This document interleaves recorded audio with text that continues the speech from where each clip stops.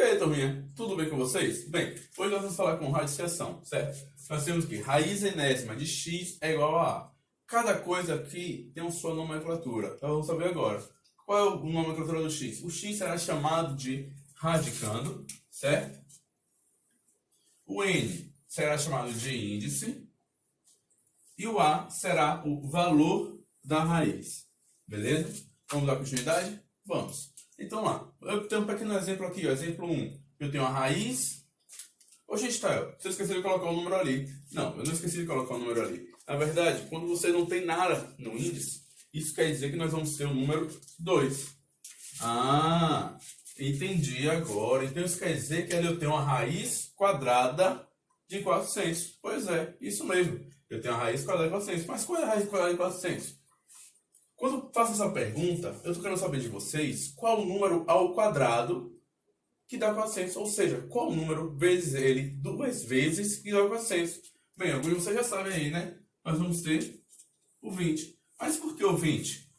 Porque o 20 ao quadrado é igual a 400. Logo, a raiz quadrada de 400 será quem? 20. Pois é, perfeito. Vamos lá. E a raiz cúbica de 27? Detalhe, quando nós temos um índice igual a 3, nós vamos falar de raiz cúbica. Tá certo, Tael? Então, isso quer dizer que a raiz cúbica de 27 é igual a um número que vezes ele 3 vezes é igual a 27? Pois é, exatamente. Um número que é elevado a 3 que dá 27. Alguém já sabe?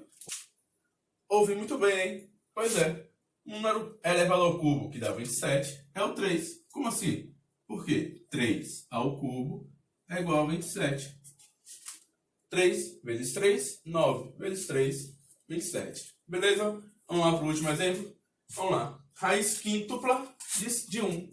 Observe que a partir de agora, depois do 3, não tem mais quadrado ou cubo, certo? Somente nomes especiais será no quadrado ou no cubo.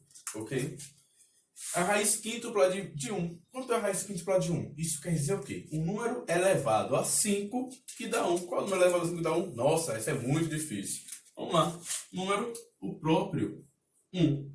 Por quê? 1 elevado a 5 igual a 1. Beleza? Vamos para...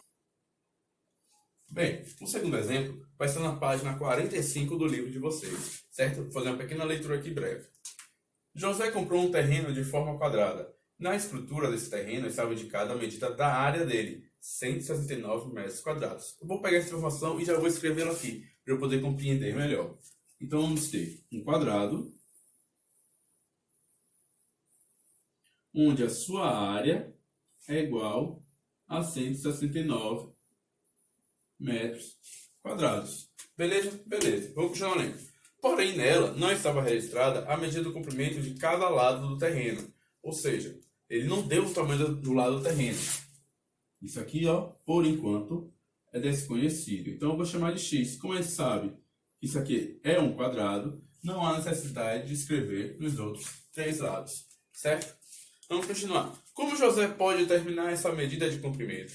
Certo, simples. Vamos lá. Como é que se calcula a área de quadrado? Opa, eu vi vocês falando. Boa, muito boa. A área de quadrado é igual ao lado ao quadrado. Só que no meu caso, o lado é quem? O x, que eu chamei de x. Então lá, a área desse quadrado será igual ao x ao quadrado. Beleza? E eu já tenho o quê? Que informação que eu tenho? Eu tenho informação do tamanho da área. E a sua área vale 169 metros quadrados. Então eu tenho aqui 169 é igual a um x ao quadrado. Opa, olha que interessante. Veja essa mesma ideia do que a gente está fazendo no exemplo 1. O que é, tá? Eu não consegui visualizar. Quando eu pedi a raiz quadrada de 400, eu perguntava qual o número ao quadrado que dava 400. Aqui eu estou perguntando o quê? Qual o número ao quadrado que dá 169. Ou seja, é o mesmo de perguntar a vocês qual é a raiz de 169. Certo? A raiz de 169 será o valor do meu x. Alguém sabe? Alguém sabe? Dou-lhe uma, dou-lhe duas. Opa! Parabéns, garota! Pois é, o nosso x será igual a 13. Por que igual a 13? Porque 13 ao quadrado é igual a 169. Tá certo? E aí, turminha, certinho? Alguma dúvida até agora? Eu espero que não. Bem, eu preenchi aqui o quadro de novo com vocês, com a ajuda da mágica, certo? Quando extraímos a raiz de um número racional e obtemos um número racional, certo? Por exemplo, vou botar bem no cantinho para vocês visualizarem. Raiz de 4 é igual a 2. Ou seja, o 4 ele é um número racional e o 2 também é um número racional. Nestes casos, nós falamos que a raiz é uma raiz exata, certo? Em que? O que é que mesmo? Que é o conjunto dos racionais, beleza? Vamos lá. Até, você pode me dar um exemplo onde ela não é, o resultado não é racional? Posso sim. Por exemplo, a raiz de 5. Quanto é a raiz de 5? Quanto é a raiz quadrada de 5? Bem, se vocês forem digitar na calculadora raiz quadrada de 5, vocês vão encontrar que é aproximadamente 2,23 mais ou menos, certo? Mas olha o que eu disse, aproximadamente não é um valor exato, tá certo? Pois esse número não vai pertencer ao conjunto dos racionais. Alguma duvidazinha? Ok. Vou prosseguir. Creio que não tenha nenhuma dúvida até agora. Então vamos fazer uma simples coisinha. Vamos relacionar a potência com as raízes. Tá certo? Por que nós vamos relacionar essas duas coisas aí? Porque observe as operações que você já conhece. A soma, tem um oposto dela, que é a subtração. Você tem a multiplicação, que o oposto é a divisão. Certo? E aí a gente entra na potência. Claro que a potência vai ter uma operação oposta. Nesse caso, será a radiciação. Olha como elas duas estão bem casadas. Eu tenho aqui, de novo, raiz enésima de A igual a B. E B elevado a igual a A. Qual é o índice? O índice, no meu caso aqui, é N. O expoente, N. O radicando, qual é o radicando? O A. O valor da potência, ou seja, o resultado dessa potência, o A. O valor da raiz, qual é o resultado dessa raiz? B. Qual é a base da potência aqui? B. E por último, a radiciação é o quê? Raiz enésima de A igual a B. E a potenciação do lado de cá? B elevado a N é igual a A. Tá certo? Vou piscar e o quadro vai de novo se apagar e escrever outras coisinhas para a gente poder terminar esse assunto de radiciação. Certinho? Como eu disse a vocês, com um passo de mágica, o quadro se transforma. Então vamos continuar. Qual é o que eu quero saber agora? O que acontece quando você tem uma potenciação com expoente fracionário?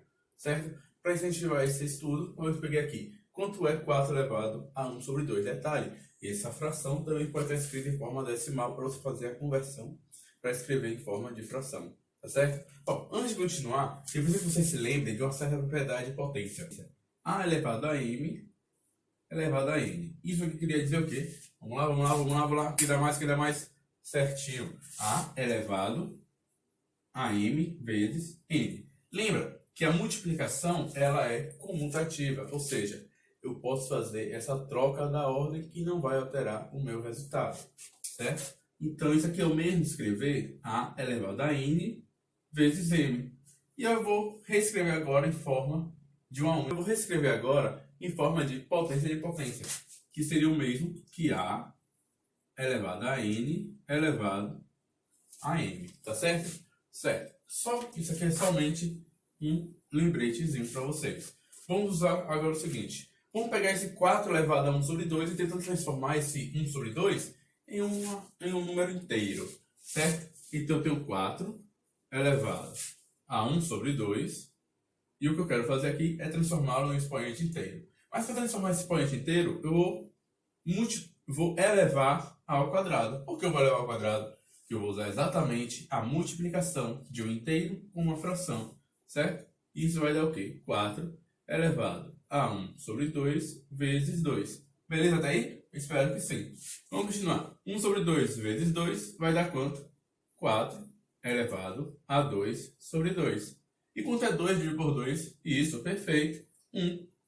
E 4 elevado a 1 é a mesma coisa que 4. Olha que interessante. Se eu pego 4 elevado a 1 sobre 2 e elevo ao quadrado, meu resultado será 4. Vamos pensar um pouquinho. Pensar aí que número, a raiz de qual número é igual a 4? Pois é, a raiz de 16. A raiz de 6 é igual a 4.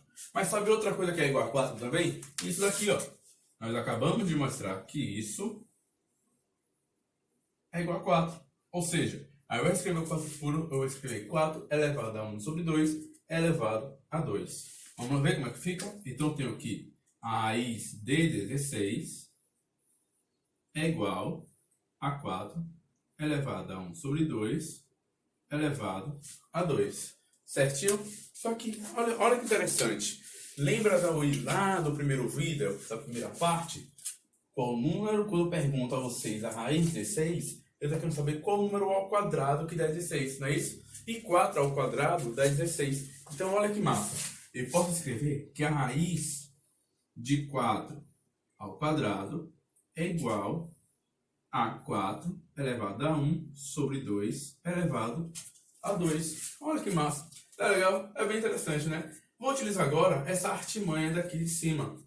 Que eu, como está acontecendo uma multiplicação, eu posso simplesmente trocar o lugar do m pelo lugar do n, tá bom? Vamos reescrever aqui. Então, eu tenho aqui raiz de 4 ao quadrado é igual a 4 ao quadrado elevado a 1 sobre 2, certo? Se você não conseguiu visualizar, para um pouquinho o vídeo e pensa, ó, eu tenho a elevado a m elevado a n. Com multiplicação, ela é comutativa, então eu posso trocar essa ordem. Então eu posso escrever que é a elevado a n elevado a m. Foi a mesma coisa que eu fiz no radical, certo? Então eu fiz trocar a posição dos expoentes, beleza? Vou dar uma pausazinha aqui, já já.